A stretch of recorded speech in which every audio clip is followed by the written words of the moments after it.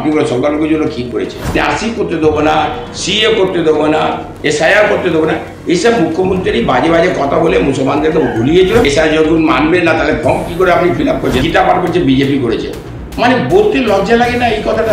গীতা পাঠে আপনি বলছেন না ওটা আমি যাবো না বিজেপি। এসআইআর ভালোভাবে হয়ে যাবে তাহলে দেখবেন অনেক সিট চলে যাবে। এই ভুল বলছে, হিন্দু বাংলা মানে গলার মালা, মুসলমান গলার মালা, আর দুটোই ও সম্মান দিতে জানি না। এর নাম আছে মুখ্যমন্ত্রী। কেন আমি বলছি, যদি গলার মালা থাকতো না তাহলে সেদিন গীতা পাঠে আনা উচিত ছিল, কিন্তু আসেনি। আর মুসলমানদেরকে রং, যার ভুল, যার অপমান হয় রং আমাদের নামাজের জায়গায়, ওটা গলা মালা নেই, ওটা গলা ফাঁসি দিচ্ছেন আপনি। কোনো আইন নেই, কোনো নিয়ম নেই। একটা মুসলমান মানে যে কোনো নামাজ হয়, রেড রোডে নামাজ হচ্ছে ঈদের নামাজ, একটা মুসলমান মেয়ে যেতে পারবে না, কিন্তু একটা নন মুসলিম মেয়ে মুখ্যমন্ত্রী ওখানে যাচ্ছেন, তাহলে গলা মালা নেই, গলা ফাঁসি দিচ্ছেন, আমাদের অপমান করছেন মুসলমানদের। সেই নামাজের জায়গা অপমানের জায়গা। আর এই যেখানে অপমান আপনার যেখানে মান সম্মান দরকার ছিল সেই জায়গা আপনি যান নেই। গীতা পাঠে আপনার দরকার ছিল, আপনি একটা ব্রাহ্মণ আছেন, গীতা পাঠে একটা ভালো জিনিস আছে, করোনা জিনিস, ওখানে আপনার যাওয়ার উচিত ছিল, কিন্তু আপনি যান নেই ওখানে। আর যেখানে যাওয়ার নেই ওখানে আপনি যান, তো আপনি তো ড্রামা করে কাজ করেন। আপনি গলা মালা বলছেন, কোনো গলা মালা নেই, আপনি সবাইকে ইউজ থ্রু করছেন। এবার যে আপনি অবস্থা যে হয়েছে অনেক খারাপ। এবার মুসলমান ভেবে নিয়েছে যে আপনি কি একটা মসজিদের বিরোধ আপনি করেছেন, মসজিদ বানাবার জন্য আপনি বিরোধ করেছেন, তাহলে গলার মালা কিসের? মুসলমান তো খেপে গেছে। এবার যে দেখছি যে আমার গোলা মানে মসজিদের জন্য আমরা যে হুমায়ুন কবির করছি ওকে আপনি সাসপেন্ড করে দিলেন, সে আপনার দলের ব্যাপার, ওটা কি আমার গোলা, কিন্তু মসজিদ করছে, মসজিদে আপনার বিরোধ করছেন, তাহলে আপনি গলা মালা কাকে বলবেন? কি করে বলবেন যে গলার মালা আমার মুসলমান বি আর হিন্দু বি? হিন্দুরা আপনার প্রোগ্রাম হলো তো বড় আপনি আসতে পারেননি, তাহলে গলা মালা নিয়ে এইসব ড্রামা, এসব নাটক। গীতা পাঠ তো বিজেপির কার্যক্রম। কে বলবে বিজেপি? একটা কোনো নেতা একটা বক্তা দিয়েছে ওখানে? কোনো একটা ফ্ল্যাগ আপনি দেখেছেন বিজেপি? কোনো কিছু নেই। ওটা হিন্দুর সংগঠন ছিল, সাধু সংগঠন করেছেন, সাধুরা করেছে। তো সাধু মহারাজরা যে করেছে, ও তো বিজেপি বলে নেই, ও তো একটা হিন্দু সমাজ নিয়ে কাজ করেছে। হিন্দুকে দেখাচ্ছে যেরকম আমাদের ইস্তেমা হয়, ইস্তেমা কী হয়, বড় বড় আলিম আছে, বড় বড় মুক্তি আছে, ওখানে নামাজ হয়, ওখানে সব কিছু, ওইরকম এরা গীতা পাঠ করেছে। করতে পারে, মুসলমান আলাদা করছে, হিন্দু আলাদা করছে, করতে পারে, কিন্তু আপনি যে জায়গায় যাওয়ার নেই সেই জায়গায় যাচ্ছেন না, যে জায়গায় আসা যাওয়ার যে কোনো দরকার আপনার, ওখানে আপনি যাচ্ছেন না। আপনি বলে দিচ্ছেন আমি বিজেপি আছে, এটা বাজে কথা বলে কেন রাগ করছেন? একটা হিন্দুকে আপনি মেসেজ দিচ্ছেন এটা যেটা বিজেপি, তাহলে হিন্দু বলবেন, তাহলে আপনি মুসলমান হয়ে গেছেন মুখ্যমন্ত্রী, তাহলে এইসব বলার দরকার নেই। এটা বাজে বলছেন আর কোনো কাজ নেই। 100% আমি ছিলাম ওখানে অনেক, কিন্তু আমরা কোনো হাতে বিজেপি কোনো ফ্ল্যাগ ছিল না, বিজেপি কত উত্তরই ছিল না, বিজেপি কোনো নেতা বক্তা দিয়ে নেই ওখানে, বিজেপি কোনো স্লোগান নেই, তাহলে কি করে আপনি বলবেন বিজেপি? ওখানে দেখাচ্ছিল, ওখানে আমরা দেখাচ্ছিলাম কি আমরা হিন্দু মুসলিম সবাই এক হয়ে আমরা কাজ করছি, আমরা সবাই বার্তা দিচ্ছি যে আমার হাতে গীতা থাকতে তো আমার হাতে কোরআন থাকবে, আমি এটা বার্তা দিয়েছিলাম। তো এই বার্তাটা মানে কি, তো আমরা মিলেমিশে আছি, আমরা যে জায়গাতে থাকি, যে দেশে থাকি, ভারত দেশ আছে, এখানে সবাই অধিকার এক মানাবেন, তো সবাই অধিকার আছে, তো সবাই সঙ্গে সবাই যায়। আমাদের পাড়াতে যদি নিমন্ত্রণ হয়, হিন্দুর মেয়ের বিয়ে হয় আমরা যাই, যদি মুসলমানের বিয়ে হয় ওরা আসে, তো এটা তো হয়, এটা কোনো আপত্তি নেই। এটা বিজেপি আপনি বলবেন এটা বাজে জিনিস, ওইখানে আপনার সাধু সঙ্গ যে করেছিল ওই নিয়ে আমাদের নিমন্ত্রণ পেয়েছিলাম, আমরা খেয়েছি, বাস, আর কোনো এই নেই, বিজেপি বলে নেই। না না না, কী করে হলো? মুখ দিয়ে বললে হয় নাকি? মুখ দিয়ে বললে হয়? আপনি বলে সংখ্যালঘুর জন্য কী করেছে? সংখ্যালঘুকে আপনি ঠেকেছেন, এরকম ঠেকেছেন। আমি বলে দিচ্ছি, আগে আপনি বলে দিয়েছিলেন যে আমি এনআরসি করতে দেবো না, তারপরে আপনি কি বললেন যে আমি এইটা মানে এসআইআর করতে দেবো না, আপনি ওয়াকআপ করতে দেবো না, এখন সব আপনি করতে দিচ্ছেন। কেন? আপনার হাতে নেই, আপনি শুধু মুখ দিয়ে বলতে পারেন, আপনার আইন নেই, তো আপনি ওকে রাখতে পারবেন, থামাতে পারবেন, ওকে বন্ধ করতে পারবেন, ওকে বাইকাট করতে পারবেন, আপনার কোনো আইন নেই। আইন যদি আপনি ভাঙবেন তাহলে আপনি মুখ্যমন্ত্রী থেকে নামতে হবে, আপনাকে নামিয়ে দেবে, এইখানে মানে সুপ্রিম কোর্ট নামিয়ে দেবে। সুপ্রিম কোর্ট যে অর্ডার দিয়েছে, সুপ্রিম কোর্ট যে করেছে, সংবিধানের হাতে কাজ করেছে, সংবিধানের কাজ নিয়ম মেনে করতে, তো ওটা মানতে হবে। এটা আপনি যে বলবেন আমি এনআরসি করতে দেবো না, সিএ করতে দেবো না, এসআইআর করতে দেবো না, এইসব মুখ্যমন্ত্রী বাজে বাজে কথা বলে মুসলমানদেরকে ভুলিয়েছিল।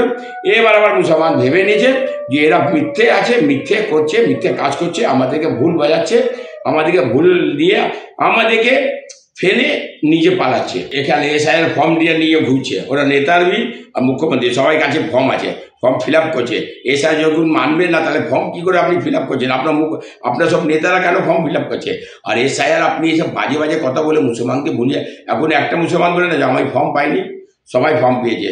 একটা মুসলমান বলে এখন বাদ হয়ে না, এখন সব ক্লিয়ার হয়ে যাবে। আর ভুয়ো ভোটার আছে, ওটা বাদ হবে। ভুয়ো ভোটার দরকার আছে, ওটা বাদ হবে। কারণ একটা মানুষের 4-4টা ভোট, ডেড ভোট আমার দাদা আমার দাদু ও ডেড ভোট, আমার বাবার ডেড ভোট নিয়ে আমি কাজ করি, এইটাও দরকার আছে, এটা বাদ হবে, এটা বাদ হবে। কিন্তু জিনিয়ান ভোট বাদ হবে না।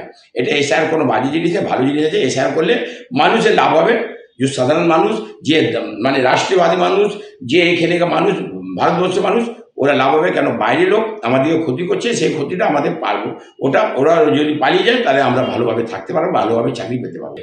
ও এটা বলে কেন বলে একটা মুসলমানদেরকে শুধু দেখাচ্ছে যে আমি তোমাদের জন্য অনেক কথা বলি, অনেক লাইক করছি, অনেকই করছি। কেন আমি মুসলমানকে আমি দেখছি আমার পাশে আছে, মুসলমানদের আমি একটা হিজাব করে থাকি, আমি মুসলমান ঈদের নামাজে চলে যাই, কিন্তু এটা করলে হবে না। মুখ্যমন্ত্রী আপনি হাওয়াই চটি পরুন, সাদা শাড়ি পরুন, আমার কোনো আপত্তি নেই। আপনি জয় শ্রীরাম বলুন, আমার কোনো আপত্তি নেই। কিন্তু মুসলমানকে আপনি ঠেকে যাচ্ছেন, মুসলমানকে ভুল বার্তা দিচ্ছেন, মুসলমানদেরকে আপনি ফেলে যাচ্ছেন, ওর সঙ্গে 420 করেছেন আপনি মুসলমানদের সঙ্গে। মুসলমানদেরকে আপনি যে বলেছেন সে একদম জাস্ট উল্টো করছেন। আপনি ওয়াকাব বললেন, ওয়াকাব উল্টো করলেন। আপনি সময়টাই খুব কম দিলেন, এই তো কম সময়তে আপনার বললেন পেপারটা শো করতে। তাহলে আপনি বলুন কোনটায় আপনি আছেন, আর কোথায় ফেলেছেন মুসলমানদেরকে, কোথায় রেখেছেন? আপনি কি সাপোর্ট করেছেন? বলছেন আমি মুসলমানদের সঙ্গে, কিভাবে আপনি বলছেন? কোন মুখ নিয়ে বলছেন আপনি? কেন আপনি বলবেন? এটা বাজে কথা। আপনার মুসলমানের সঙ্গে আপনার কোনো সাপোর্ট নেই। মুসলমানের সাপোর্ট থাকলে না তো আজকে মুসলমান বাইকাট করতো না আপনাকে, আজকে বাইকাট করছে মুসলমান। আপনি প্রত্যেক জায়গায় আগামীকাল আপনি দেখবেন ইলেকশনে আপনাকে বাইকাট করবে মুসলমান।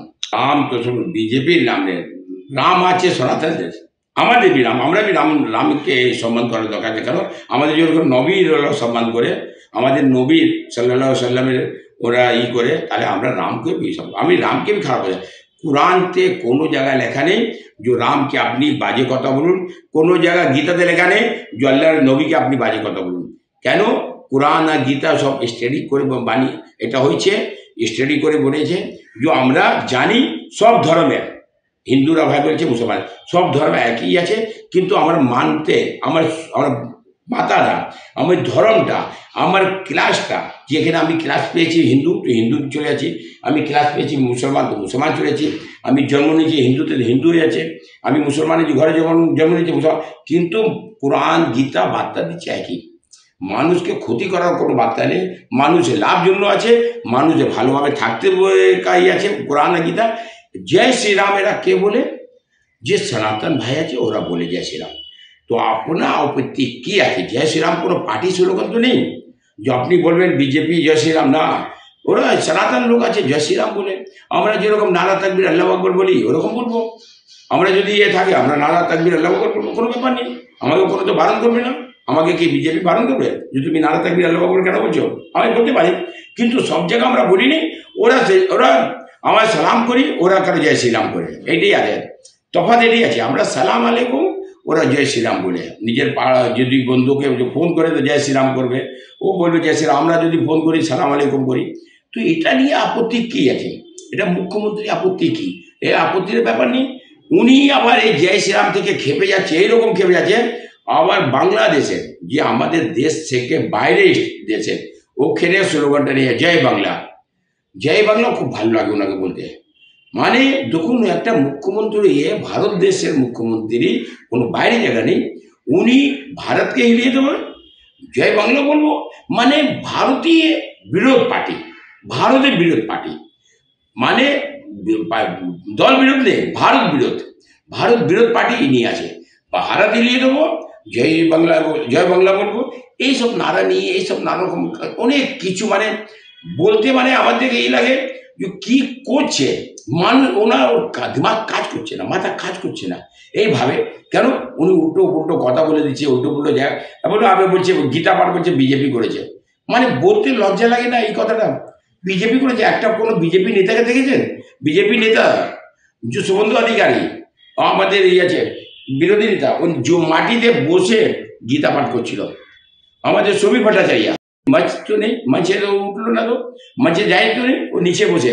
তো গীতা পাঠ সবার জন্য আছে, মুখ্যমন্ত্রীর জন্য ঠিক থাকছে, আমার জন্য আছে, বিরোধী নেতার জন্য আছে, রাজ্য প্রেসিডেন্টের জন্য আছে, সবার জন্য ওই জায়গা আছে নিচে, মঞ্চে নেই। মঞ্চে সাধুরা বসেছিল, কিন্তু ওটা কি বলে দিয়েছে, ওটা বিজেপি করেছে। তো এইটা বাজে বাজে কথা বলে ঠিক নেই। বিজেপি আছে নিশ্চয়ই, বিজেপি তো আপনাকে সরিয়ে দেবে, বিজেপির থেকে বেশি সাধারণ মানুষ আপনাকে সরিয়ে দেবে। কেন আমি বলি, সাধারণ মানুষ এবার খেপে নিয়েছে। আপনার যে অবস্থা, এই যে আপনি কাজ করছেন, এই যে গীতা পাঠে আপনি বলছেন না ওটা আমি যাবো না বিজেপির, তো ওখানে সাধারণ মানুষ ছিল, বিজেপি পার্টির লোক নেই, এমনি গিয়েছে গীতা পাঠ করতে গেছে, সবাই যেতে পারে, সনাতন ভাই গেছে, মুসলিম ভাই গেছে, ওরা গীতা পাঠ করতে গেছে। গীতা পাঠ মানে এটা নিয়ে রাজনীতি করতে এলাম, তো এই রাজনীতি নেই, তো তাহলে কি করে আপনি বলবেন যে বিজেপি?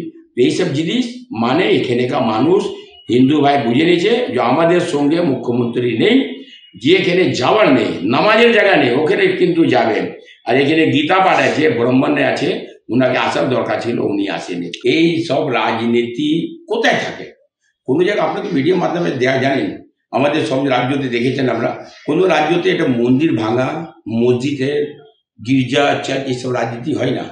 কিন্তু এইখানে রাজনীতি আপনি করছেন, মন্দির ভাঙছেন, আপনি আপনার ল অ্যান্ড অর্ডার নেই, তাহলে আপনি মূর্তি ভাঙিয়ে, আপনি এর আগে কালী মা মানে কালী মা কালীকে মাল এই গলা কেটে দিলেন, এবার আপনি এর করলেন মানে মানে এখন আবার কালকে এটা হলো, মানে ঠাকুরকে ভেঙে, মন্দিরকে ভেঙে, এটা রাজনীতি কেন করাচ্ছেন আপনি?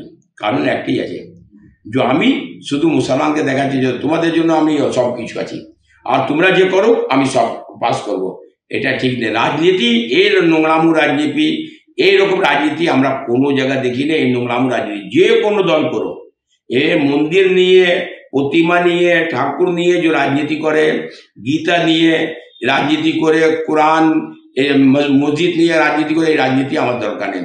আমি তো এটা শুনলাম, ওখানে বলছে মুর্শিদাবাদে কোরআন পাঠ করবো, এটা রাজনীতি আমি প্রথমবার শুনলাম। কোরআন পাঠ, কোরআন খালি শুনেছি, কোরআন পাঠ শুনিনি। মসজিদ হচ্ছে, ওটা নিয়ে রাজনীতি করছো, মন্দির ভাঙা হচ্ছে, ওটা নিয়ে রাজনীতি করছো, মূর্তি কালকে রাতে ভাঙা হচ্ছে, ওটা নিয়ে রাজনীতি করছো। এই রাজনীতি প্লিজ আপনাদের দরকার নেই, এটা রাজনীতি করার। এই রাজনীতি করবেন না, ধর্ম নিয়ে রাজনীতি করবেন না।